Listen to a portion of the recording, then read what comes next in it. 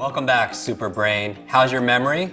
Super. And in this lesson, I'm going to share with you exactly what I do to master numbers. If you've ever seen me on stage memorize 100 numbers forwards and backwards that an audience gives me, this is exactly how I do it. Now, I'm going to give you a warning up front. This is something that requires more effort than our previous lessons for most people. For some people, they might get it right away because we all have different learning styles.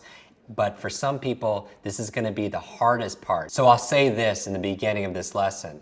For a lot of people, this is not going to be easy, but it's going to be worth it. It's something I use every single day. So if you're up for the challenge and you're ready to build your memory toughness, it's a great fitness tool also as well to be able to practice to train your brain. Okay, as we discussed in yesterday's lesson, numbers for a lot of people are very difficult to remember because they're abstract. So if I say something like 7491, how's that any different than 7492? It's really hard to picture. So I'm going to show you a way to be able to memorize this, and this is actually how a lot of those people in the Guinness Book World Records memorizes like pi to the 20, 30, 40,000 digits. This is how you do it. If they could do it for that, you could certainly do it for a phone number. Okay? Now again, there's going to be more of an effort, so you need to really be present with me, stay focused with me, sit up straight or stand up straight, take a deep breath. I need all your energy to bear here because what you put into this is what you're going to get out. So this ancient code for remembering numbers was developed by a French mathematician back in the 1600s. And so I'm going to share with you this system. And again, it's going to be a little bit different what we've done so far to date. But again, once your mind is stretched by a new idea, it never regains its original dimensions, right? Oliver Wendell Holmes said that. So we're going to do this. This is going to be part of your brain training. Whether you're good with numbers or not, this will make you better. And even if you don't want to remember numbers, learn this because this is great exercise to boost your focus, your imagination, and of course, your memory. So this is how the system works. You need to remember the 10 digits. That's the first half of the system. 10 digits. 0, 1, 2, 3, 4, 5, 6, 7, 8, and 9. So you need to memorize that right now, Super Brain. So peg it, chain link it, use your body on it, whatever. Remember 0, 1, 2, 3, 4, 5, 6, 7, 8, 9. That's the first half of the system. You got it? I hope so. Now if you don't have it, then we have to start all the way from the beginning in this quest. The second half of the system is this. Numbers are difficult to remember because they're abstract. So the creators of this system realized that there are about 10 consonant sounds in the English language, 10 consonant sounds, by grouping the ones that sound alike together. And so what if you took each of the digits and assigned a specific sound? What would that do? They realized that what happens is when you saw certain numbers, each of those numbers had sounds that spelled words and created what? Images that make it easier to what? Remember. Do you see how this works? So imagine you had a Rosetta Stone for looking at numbers, and every time you saw a number, it actually spelled out words. And words are a lot easier to remember. So you're seeing the potential of what this could be, right? So I'm going to teach you in this lesson what those sounds are specifically. And that's why it takes a little bit more work to learn this. But once you know the sounds for these digits, you look around and all the numbers look different to you because they spell out things that you could easily recall. Now, this strategy is really good also for auditory learners, right? When we talk about there's three main styles of learning. Visual, some people like to learn by seeing something.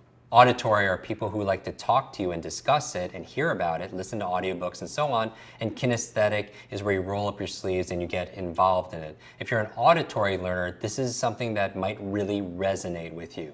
Notice the word resonate with you. So right now, I'm going to give you the sounds for these digits. Do the best you can to memorize it. Ta, ta, tha. Na, ma, ra. La, sha, ja. Ka, ga, fa, va, and sa. All right, Super Brain, do you remember the sounds for those numbers? And you're like, Jim, I really loved you up to this point. I don't really like you anymore. But really, here's the secret. I'm going to show you and break this down for you.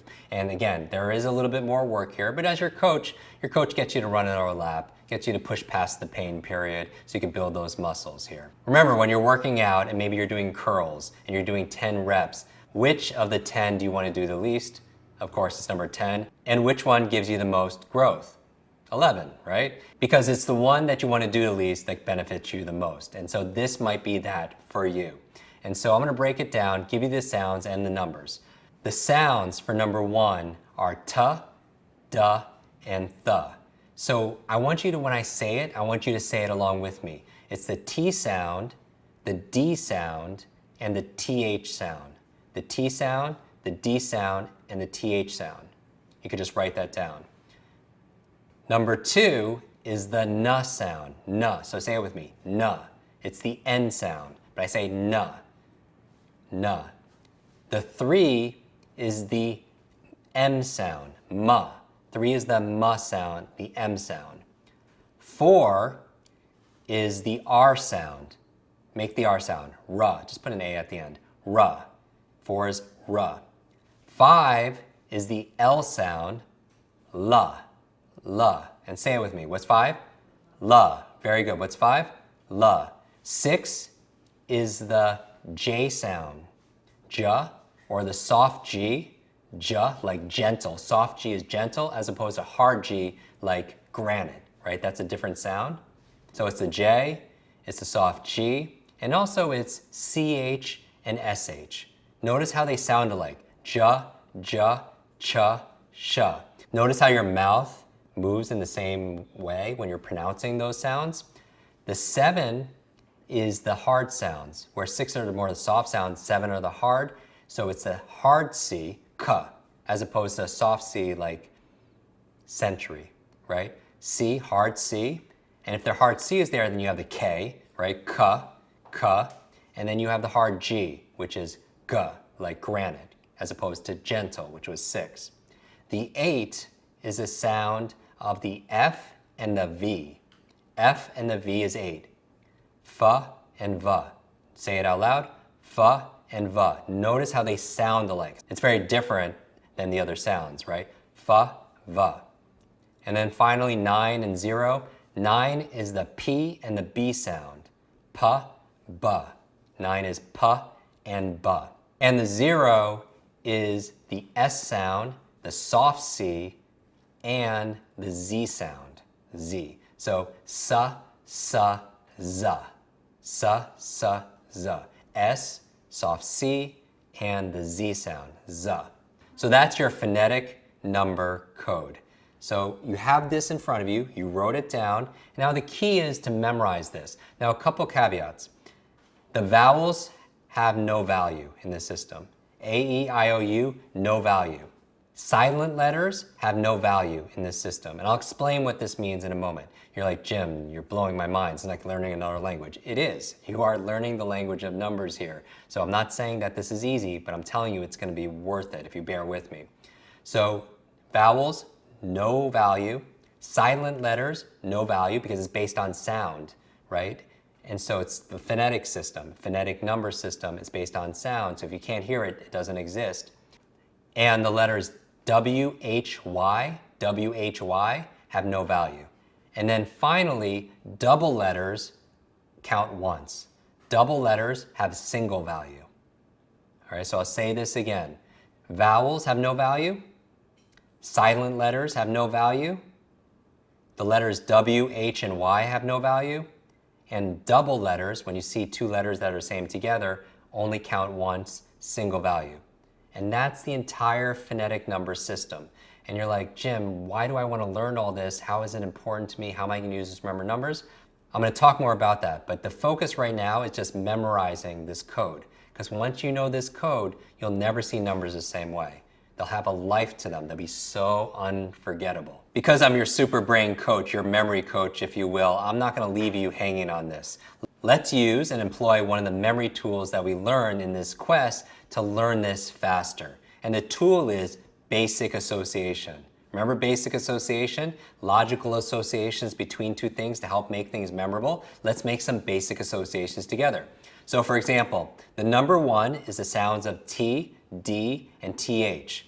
A basic association would be, look at the T, what is it made out of? It's made out of 2 1s, right? Look at the TH. The T and the H are just made up of a number of 1s, all these 1s. That's a basic association. Look at the D. The D is like a 1 with a belly, or it's a smiley face, right? And that's the D. Ta, da, and the. Basic association, there you go. So how about number 2? Number 2, the sound is what? It's N. So what would a basic association be to help remind you that the N is the number 2? What could you picture? It kind of looks like a lowercase n, right? Also notice when you're making a lowercase n, it has 2 downstrokes. So 2 is the number N. Number 3, what would a basic association be to remind you that M is a sound for 3? What could you imagine? Or what do you see? What's a basic association? A 3 on its side looks like the letter what? Looks like the letter M. Really easy. What's another basic association? An M has 3 downstrokes. 1, 2, 3. You have to make 3 downstrokes in order to draw it. What else? 3M. Have you heard of the 3M Corporation? What are they famous for? Like Post-it notes? 3 is M. Very good. We're going through this a lot quicker, right? That's basic association. Number 4. What's a basic association to remind you 4 is the letter R? 4 is the letter R. What can you imagine? For me, I just spell it out, F-O-U-R, and I just make the R really big in my mind. You know what some people could do? The R actually looks like someone playing golf. If you look at the R, it has the head on top and has the golf club there, and when you hit the ball, and when the ball goes towards people and can injure them, what do you yell out? 4. And that will remind you that 4 is R. Very good. So let's go to number 5. We're halfway there. 5 is the letter L. 5 is L. How can you remember that? Simple. 1, 2, 3, 4, 5. Notice what letter that shows, what letter you see. Do you see that? Use your left hand. 1, 2, 3, 4, 5. 5 fingers makes the letter what? L. All right, Super Brain, we're halfway through. We've done 1 through 5 really quickly. What was 1?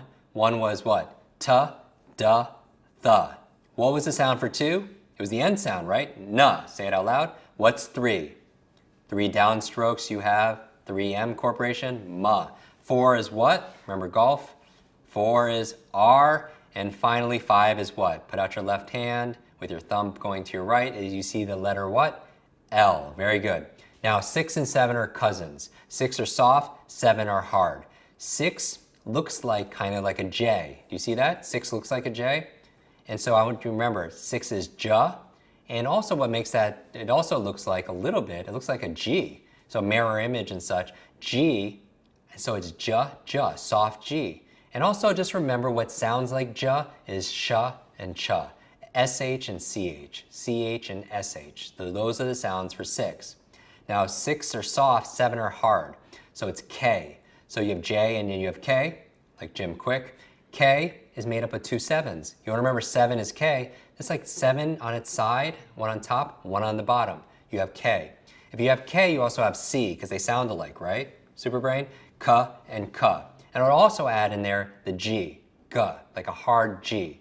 Whereas G was under, for 6, Ja, like gentle. Hard G for 7 is Ga, like granite. And that's 7. Remember, it's going to take a little bit of review for this lesson, and that'll be part of your homework. Number 8, we're almost there. 8 is the F and the V sound. What is a basic association, a logical association, to help remind you that 8 is F and V? For me, I think of V8, this vegetable juice, right? V8 reminds me that 8 is V. For F, I see a cursive F, and it has 2 loops, 1 on top, 1 on bottom, just like the number 8. 8. V8, that's number 8. 9, what's number 9? What's a basic association for 9, for P and B? For me, it's a look-alike. Again, it's visual association, what we did before, basic association. If you take a 9 and you do the mirror image, what do you see? A mirror image of a 9 is what? A P. Turn it upside down, you get a what? Lowercase b. PB. Peanut butter. 9, right? And finally, the 0. 0. 0 is S, soft C, like sa, and Z, like 0. For me, if I spell out, first of all, 0, it starts with a Z, I circle it. That's what I want to remember, it's Z. And I'm circling it like that because it's kind of like Zorro, right? It's like, oh, here's something. Take the 0, put a circle like this, put an S on there like Superman. If you know who Zorro is, he does his sword and now you have a Z there. So the 0 is S, and Z. So those are some really quick tips using basic association to help you memorize this phonetic number system. And what I'd like you to do for your homework is just one thing, is to review this. Review it, test yourself to see how many of these you already remember, and then just focus on the areas and review the basic associations to help deepen this into your long-term memory, because we're going to use this in tomorrow's lesson. Because tomorrow's lesson, we're going to talk about how to use this phonetic code to be able to memorize all the numbers in your life. So remember, as always, go into community and put your big ahas in there to share it with the tribe, and I'll see you in tomorrow's lesson.